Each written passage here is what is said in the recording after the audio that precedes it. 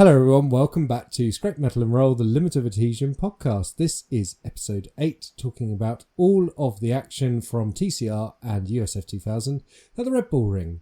And joining me are 3 of the drivers who were in action on those races. So first of all then, it's number 37, it's James Renwick, fresh from Daytona. How are you doing, James? Tired after Daytona. Thanks for having me on though, Gareth.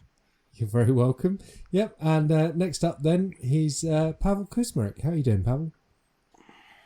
Hello, I'm fine. Tired from the radical race. Yeah, we'll talk about that in a sec as well. That was knackering, wasn't it? And finally then, he's lighting up the timing screens in our TCR League new this season. It's David Ward. How are you doing, David? Not too bad, thanks.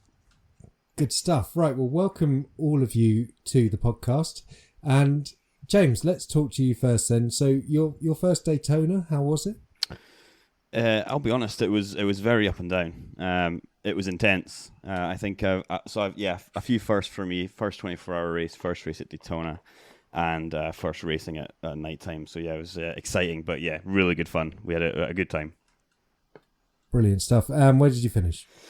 We finished P12. So we were kind of up and down the order, to be honest. We qualified sort of slap bang in the middle of the field. A couple of incidents, which I think were inevitable in the early stages and knocked us down, but took the pressure off and we just got our heads down and managed to climb back up. Some connection issues throughout and some action, some incidents. And we managed to climb and claw our way back up the field, which was good to see. Excellent stuff. Yeah, no, connection issues seem to be a bit of a theme this year for Daytona. I heard Mark Innes ran into a similar disconnection issue. Yeah, well, I think that was a shame for them because I think they were running really well and just had I think they gave it another go at the later start though and had a better time. So. Oh, that's good. Yeah, massively frustrating for them. So tell us then, how did you find the league? How long you've been sim racing and what's your gear like? I think I'm fairly new considering everyone else in the league. I started in May last year. I think like a lot of people ended up with a little bit of excess time and funds and thought I'd give it a go. I kind of got bit by the bug a little bit. So I think I've been lurking in the Discord for quite some time before I actually joined a race because I had this kind of irrational fear that I was going to be rubbish and everyone else was going to be really fast and get annoyed with me. Which completely isn't the case. You know, it's there's good racing. You know, no matter what I rating you are, which is something I discovered when I joined. Yes. But yeah, I was in rookies at the time, just trying to find my feet in iRacing and sim racing generally, and I decided to try the Formula V, and realized very quickly I couldn't really start it very efficiently. So I think I went online and Googled how to start a Formula V, and the first thing that popped up was a limited adhesion video. And I don't know if it's an old video, maybe a couple of years old, but it was like how to start open wheelers. Yes, I watched that through, and it's like narrated by somebody with a really nice English calming accent. I don't know who it was. It might be you, Gareth. I don't know. It was, yeah. Well, was it? So it was really quite relaxing. It was like sim racing ASMR. So it was nice. It was good to watch that, and then that gave me a kind of head start in the Formula V, and then I moved up into the Skip Barber as the next car I wanted to learn, so that was also included in that video. And then through that, I found out that you guys were a league and sort of lurked in the Discord for a few months, seeing what the whole thing was about, until finally deciding to join my first race, which I think was Prime last season at Hungaroring was my first race. Oh, excellent choice, though. That was good. Yeah, how'd you get on? It was good. I think I was running in the Club 1500 podium places race 1, so I was really chuffed, and then I think I ended up contacting coming into Philip Miles, who spun on one of the second to last corner, and that kind of put that, but it was a good race anyway. I'm not too bothered. My whole mantra, my whole objective for that race was just not ruin anybody else's race, like just do not murder anyone. So race 1 was kind of good in that regard, and I think I got a little bit carried away, and I think I spun into Chris White on race 2 and flipped him onto his roof. And then was that out of that left-hander? Yeah, that made the thumbnail. So yeah, first race made the thumbnail, which I felt so bad about. And then I also crashed Stephen Kernick into the barrier and later on in race 2 and ruined both of our races. So yeah, I had to apologise to him for that. So yeah, I got a little bit carried away, I must admit. Excellent. And what stuff are you running? So I'm full Fanatec, the CSL DD 8 Newton with a McLaren replica GT3 wheel, and then the Fanatec Club Sport V3 pedals. So yeah, just full Fanatec gear, which I must admit I'm looking to transition away from at some point because I'm not too happy with it. But fair enough. Yeah, no, nice though. Good. Yeah, it's a very popular choice. Is the CSL and the McLaren wheel? Yeah. Pawel, let's come to yourself then. First of all, yeah, how are you after the Radical race? There weren't many of us in it, but it was a great fun race, and you got a podium. Yeah, I got a podium. I was surprised, but I was kind of counting on Rich and Alex to make mistakes because they were faster, but they were making mistakes in the practice, and that happened actually. So I finished in third, not too far behind you two, and congratulations on your win. Thanks, man. Yeah, I think, because I dropped it through the first chicane and then Chris very kindly waited for me, and everyone else fell off on that lap, which was quite funny. And then, and then Chris had dropped it out of the hairpin, so I waited for him and then passed him clean a few laps later. So we had a nice battle, but as I said, yeah, you did really well to hang on and keep that close. So yeah, that was a long drive for 40 minutes, I think, with the Radical. The tyres felt very hot by the end. So tell us then, how did you get started in sim racing, and how did you find the league? So that's the sim racing. That's a long story because I think my first sim racing races, if you can call that, that would be late 1980s in checkered flag on ZX Spectrum, which was a very different era. These weren't really races. These were like hot lapping on an 8-bit computer. So, and then I kind of stopped. I occasionally played some video games, kind of car related. Carmageddon was good because that prepared me for F4 officials in iRacing. And then actually what happened, I had too much time one day in an area I didn't really know, and there was a karting track, and I said, okay, let's try that. And I fell in love in this, and I started karting and, doing leagues and enduros and everything. And then these were some of my karting buddies that kind of directed me first to Assetto Corsa, and then I played Project Cars 2 and been in some league. And then ultimately in 2020, another karting buddy basically convinced me to start iRacing. And since then, I've been on iRacing. Excellent stuff, yeah. I remember Carmageddon, actually. That was that sort of a post-apocalyptic demolition derby thing, wasn't it? Yeah, and it had a very, for its day, it had very convincing damage physics, I would say. So that was fun to watch. And there was, of course, a lot of gore and blood because you were supposed to, you could win either by completing the race, which nobody cared, or killing or like destroying all other cars by hitting them, or running over all pedestrians on the level, and there were like thousands of them. So that was it. Yeah. I remember that, yeah. And so that's you karting in your Discord profile pic, is that right? Yeah, that was just because I started every time I go on vacation or something, I would look for a kart track, and me and my wife went to Orlando, Florida, and there was a kart track, and she took that picture, and I like that picture, so it's my social media pictures now. Excellent stuff, yeah. And so I noticed you always race in the blue and yellow. Am I right in saying your family heritage is Ukrainian? No, it was like an expression of solidarity after the war has started, and I just stuck to it for now. It was the idea was I will express solidarity until the war is over, and the war is kind of protracting forever. But my heritage is Polish with some Belarusian, so no Ukrainian. Right, yeah. Yeah. No, we at one point the league all ran the same solidarity colours actually. In fact, if you look at Russell's video of the F3 race with me and Jules in it, you can see Jules's Super Dugout livery still has some blue and yellow on it from when we were racing. That was when when the war started. So fingers crossed for Ukraine. Hopefully at some point they win and get their land back. And briefly then, what gear are you running? Because believe it or not, there are some sim racing nerds on our Discord who are really interested in this stuff. Yeah, for since I started in like 2017 until last year, like until 2 months ago, I was on Thrustmaster.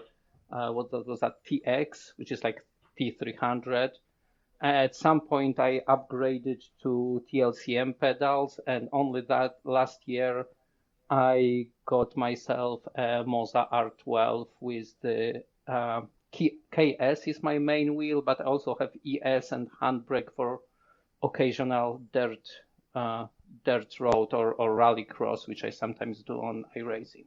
And I am a big fan on racing in VR, so that's kind of completes my gear. Yeah, I race in VR as well. It's just there's something quite special about it. So good stuff. David, then coming on to yourself, you arrived in the league, I think, for Knock Hill this season, and just exploded the TCR league with your super pace. So why don't you tell us about yourself? I've been sim racing for 5 years now, I think. Started on Project Cars 2. Yep, same. I can't go back to that now. It's far too bad compared to iRacing. Yeah, it feels horrible. But yeah, no. So I just continue driving. I'm part of a team called Gareth 69 that I know somebody that runs, and yeah, I just do a lot of endurance races with them. I'm only recent to TCR actually. In the last year, I've only just started racing TCR, so to see that my pace is quite good, I'm quite happy about. Yeah, your pace has been electric. It seems to sit well with me, and I don't understand why, because I've struggled with a lot of other cars, and then I came to TCR, and it just seems to click. So, yeah. Are you someone who's quite patient with your inputs then? Do you think it's that? Because that does seem to reward... The TCR rewards that, doesn't it? Yes and no. I can be a little bit patient, but I can also be very heavy-footed. So I think it helps. Heavy-footed helps with the tyre warm-up because I get a lot of understeer on the first couple of laps, which obviously heat the front tyres up very, very quickly. Mm-hmm. But then you've just got to... It's just all about just full brake and then nothing on the turning and then power out. I don't know what, like I said, I don't know why it fits me. It just does. So... But yeah, I am part of another TCR league, but I went hunting for more because I enjoy it so much. And I actually came across Mr. YouTube's videos on LOA. So I watched a couple of them and thought I'd jump in and join the league, and I'm enjoying it so far. So, I'm glad to hear. Yeah, and so. I mean, I only started 5 years ago. It's a massive progression in speed then to get to where you are. Are you using the same gear as when you started, or have you gradually evolved it? The only change I've made is to the pedals. I started with a G29. I still have the G29 base and wheel, but I'm using Fanatec CSL Elite pedals. Purely for the load cell. Yes. Yeah, the potentiometer brakes on the G29 pedals is awful. Yeah. When I was racing on Project Cars, I still had a Logitech Driving Force GT with the horrible plasticky two pedals. They were dreadful. Sliding around on the floor before I got my rig and things. Yeah, it's nasty stuff. So, excellent. Cool. Well, let's talk then about Red Bull Ring, and let's start with TCR as it was first on the night. James, how was your race, and what did you think of driving the TCR on the big track? I really struggle with this car.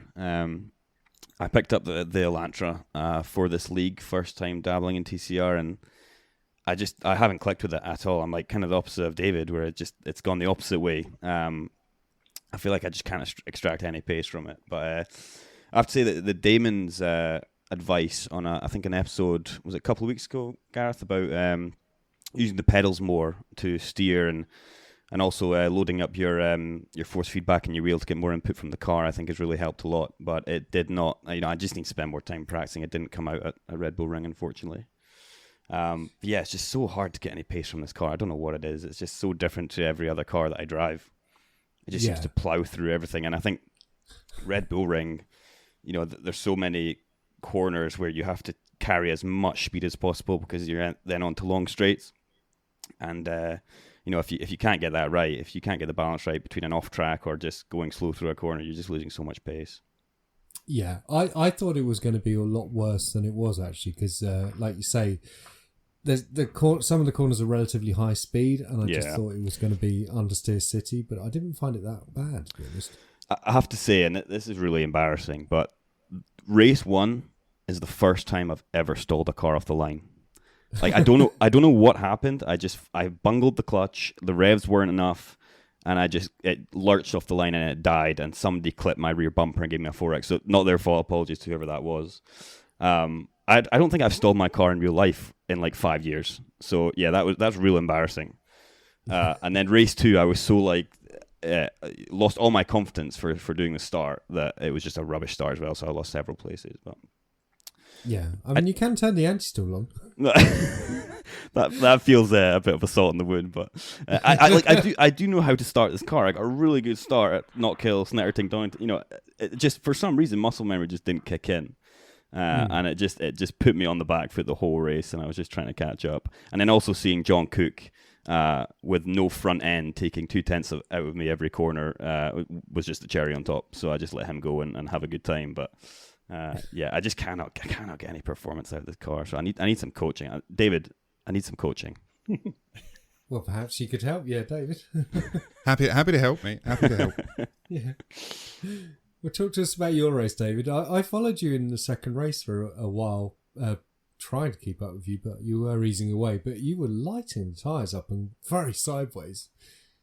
It's the Veloster. The Veloster is very, very, because of the short wheelbase, it likes to wag its tail quite a lot. And I moved my brake bias very, very rearward. I'm normally running around about 38% to the rear. So it does get very, very tail happy, but that's how I like it. But yeah, no, Red Bull Ring is a very, very good track. It's very difficult in the TCR because there is some downhill corners that the rear end wants to step out more. So it's finding that balance on the brake bias. But the off tracks are a killer, an absolute killer, as I found out in race 2. Yeah. I managed to hit the 12X on turn 3 on the final lap, which kind of ruined the end of the race. But it was good fun racing at the front with having a good battle at the front with Tour. I did see you behind me as well, and it's very, very close racing at Red Bull. Yeah, it was actually, and it was one of the tracks that just seemed to keep the field together a lot more than some of the other tracks where the the performance differential between some of the drivers has sort of crept through, and the field's got a bit more spread out. So, but yeah, I thought it was a surprisingly fun combo actually. I thoroughly enjoyed it. So let's take a look at the results. And in race 1 then, it was Tor Malaren, as you just mentioned, who absolutely dominated, really, didn't he? He's very, very quick. He was very quick, but the fastest lap and P2 was yourself. So very good job. Alex Murphy in P3, he's always lurking around the top 10 in most of our races, isn't he? Stephen Maxwell, John Cook, then Chris White, myself, Russell, Ben Chowcraft, and then James Pepper rounding out the top 10. So we had some really good performances all around. James down in 12th place, so you still picked up some points, not too shabby. Yeah. Considering you're struggling so much, and you did well. Yeah.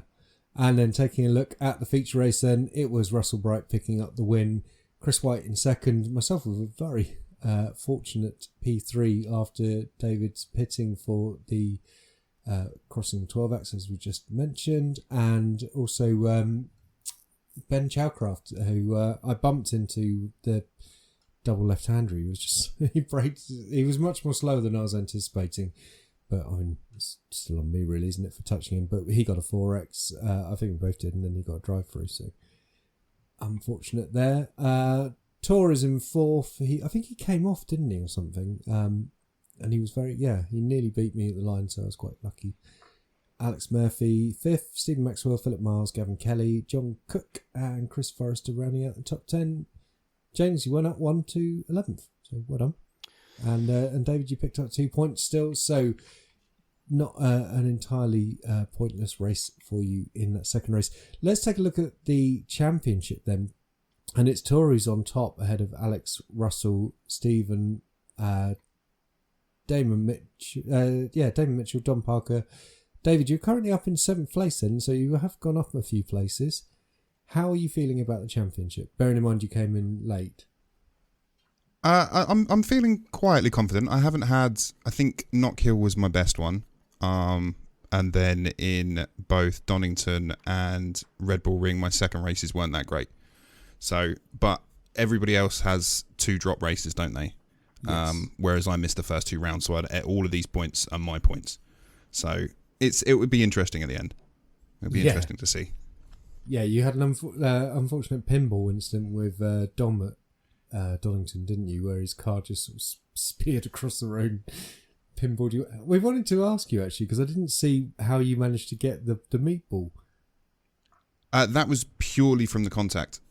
Really? It was the rear wheel to front wheel. The front wheels can be very weak on the TCRs because they're drive wheels as well as steering. So sometimes very slight knocks can give you a meatball.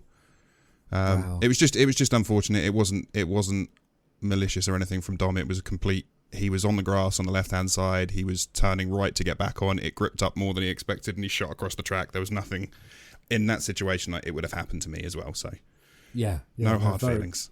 Oh, that's good.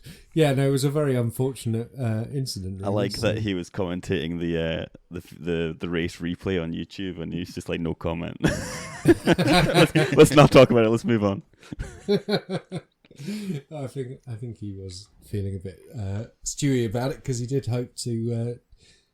He was hoping to be challenging for the championship, I think, and he's not out of it, but just real life making him miss a few more races. Can we talk about the injustice of Russell being so high up in the championship after his egregious actions in race 1? That still cracks me up. I love the moment you can just witness a meme being born that will live on. It's brilliant. Yeah, he's never going to live that one down. So actually, just before we move on then to USF, you're only racing the TCR with us at the moment. Are you any interest in racing some of the other stuff, especially when we move to our 3 championship season next season? I may think about it. I was only mainly looking for TCR leagues at the time, but I am interested in doing more. It's a lot of fun with you guys, so I will probably look at doing some of the others. Brilliant stuff. Yeah, so it will be we'll be doing Prime, then we'll be doing the Endurance Night, and then we'll be doing Sprint, which will be TCR for the first season when does that kick off? In April or something, I think it is. So it's like a 3-week rotation. So it'd be great to see you on the grid more often. Let's move on then to talk about USF. And Pawel, how did you get on? So I didn't have. I normally don't like Red Bull Ring, and I don't know why. And I didn't have big expectations, and my season prior to that was not great because I did really poorly in Snetterton.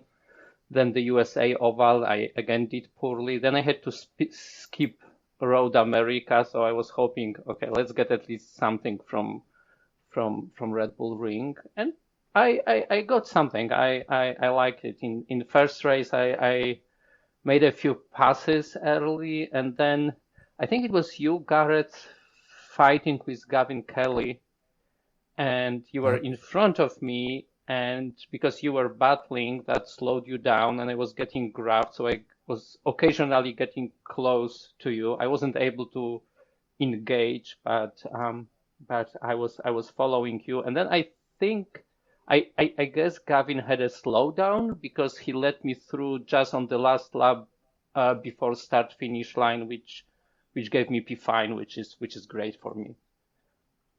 Yeah, that's absolutely right. Yeah, he had that slowdown on the final corner, just running a bit too wide.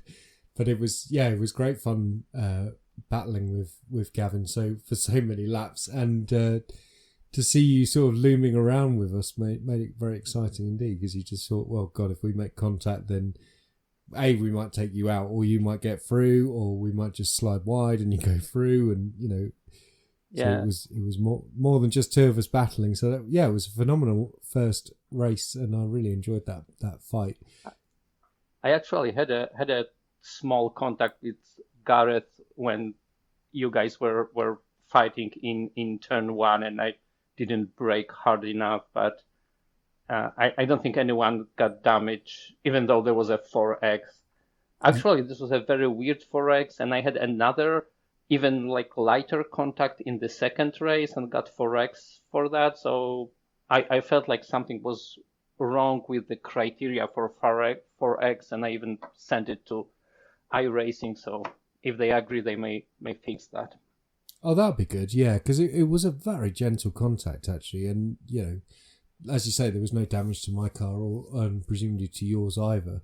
So yeah, I wasn't worried about it at all. So, Yeah. Yeah. In replay, I saw like a few scratches on the nose, and the second one was with James Pepper in race 2, which was similar, but again in the replay I didn't even see any scratches, so I don't know what happened there. Anyway, but was great following. It was really fun to have you in that race. So Tourmalin, dominant win actually, and considering he's the double champion, this is the first round that we've actually seen him have one of those races this season. Michael Messenger and Alex Murphy rounding out the podium, then myself and yourself, Pawel, and then Gavin Kelly, and we were a long way back really from that. Michael and Alex 5 seconds back from Tour. It was dominant and crushing form. Then we had Russell Bright, Chris White, Philip Miles and Rich Meesters rounding out the top 10. And then looking at the feature race, and it was Gavin Kelly who picked up his first win of the USF, and he's been moaning about not getting a win and had some terrible luck. So nice to see him get the monkey off his back. Alex Murphy in second, James Pepper in third. Stephen Maxwell, Eric Fusey, Pawel, another great result in P6. Tourmalin, Philip Miles, Mark Innes and Ben Chalcraft. Pawel, how was it with the incident? Because there was obviously a big crash where Chris White was leading the race and dropped it out of P4, turn 4, and then obviously Russell hit him, I hit him, and then someone else, and it was a big schmozzle, I think is the word Dom likes to use. Yeah, I was actually handed a P3 because I was behind that group. On first lap, I dropped a few places because like all you fast guys were behind me on start and you passed me. And I was following that group. The group crashed and I came out of it in P3 for a moment, then dropped to P4. And then a couple of laps later, I had a really good fight with, I think, Stephen Maxwell. And then in turn 6, which is like my nemesis on that track, I never get it right. We touched, I spun, he continued. And then trying to rejoin, I spun again, so that dropped me a little bit back. And still, I managed to finish. Actually, Tourmalin was behind me on getting closer and closer on the last lap after he was in that big crash. And obviously, he was gaining and gaining on me, and I was really scared. And I already had 11 incidents, so I had to be really careful with off tracks. But he finished 2/10 behind me, so a lot of luck. Excellent stuff. No, that's a great drive, man. And just the dreaded 11X don't go one more over. Yep. We've all been there with that stress. So. Championship then, it's Alex Murphy who's currently leading the way. Gavin Kelly now up to second place after his win. Stephen Maxwell, then Ben Showcraft, Tor Malarin, Ollie Ettridge. Stephen Greeningham seen for a little while. Hopefully he returns soon. Michael Messenger, myself, and Rich Meesters in 10th place. James, do you fancy trying? Well, there's not much point buying the USF if you don't own it yet. I suppose with only 2 or 3 rounds to go. Yeah, I mean it's always something I wanted to try, but I think I went into this kind of season with the league thinking about focusing on one car, and then they picked like really interesting cars I wanted to try. So I figured instead of trying to learn 3 different cars or 4, just 3 is fine. I'm already struggling with like TCR prototypes. I just don't vibe with at all. But the F4 is fantastic, and I'll continue to practice that at any moment, any chance I get. But yeah, maybe next season I'll give it a go. Yeah, what I mean, obviously the USF will be parked. Oh, that's right. At least a season, with TCR taking over the sprint slot. But I'm sure it'll come back in the future because it is a phenomenal car. It's great fun to drive. What was I going to say? Have you tried the LMP3? Which one are you driving in? LMP2. Are you doing the LMP2? Yeah, I thought I'd give that a go, and I just can't. Again, like TCR, I can't get it. I can't get any pace from it. So maybe the LMP3 is the shout. Maybe going to that is going to be better.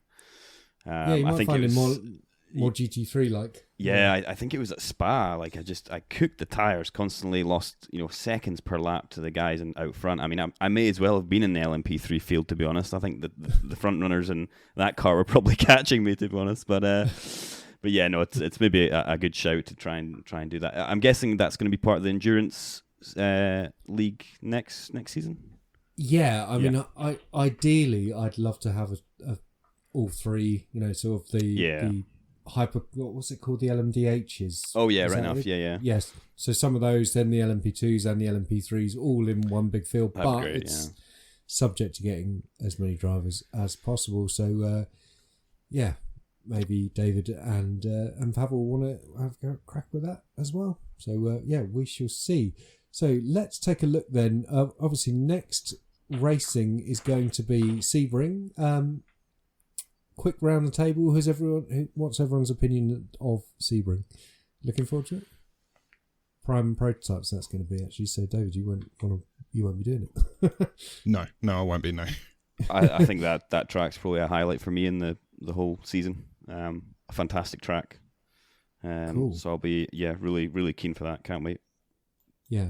Are you looking forward to doing that in Prime? I think so. I like the track. It's a little big for the US. We are running it in USF, right? Like, no, it'd be prototypes. Oh, only prototypes. So for USF, it would be a little bit too big, but still fine. But in prototypes, I'll give it a try.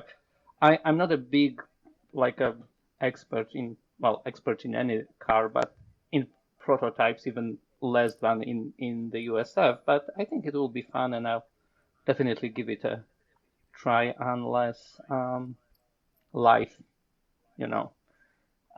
makes me skip like Road Atlanta in the USF. But I enjoy this track, and I'm usually not good at tracks which much elevation changes. Like Laguna Seca is my Achilles heel. I always do terribly there, so maybe it won't be too bad in very flat Florida in Sebring. Yeah, fingers crossed then. Yeah, so next TCR action in Hockenheim and then Long Beach and Charlotte. So nice varied end to the season. I'm quite looking forward to Long Beach. I can't wait for Long Beach. If the Prime and prototypes was any indication, it's just going to be absolute madness. It's going to be great. It always is. Yeah, it's going to be a car park the whole way around. And it gives people like me a chance to potentially do some people like David, who has an unfortunate incident into a wall, and then I can just saunter past. So yeah, it gets my hopes up. Yeah. Well, keep an eye out for that then. We might see some of that action coming up on the channel. So, well, that's going to wrap up this episode then of Scrape Metal and Roll. I want to say a massive thank you to James, to Pawel, and to David. And yeah, so we'll see you at Sebring and Hockenheim and Gateway for the USF for the second oval race of the season. But that's it from me, Gareth. It's time to say goodbye to you guys. So goodbye, guys. Thanks very much. See you later. Thanks very much. Goodbye, thanks. Thanks, guys. See you next time. Bye bye.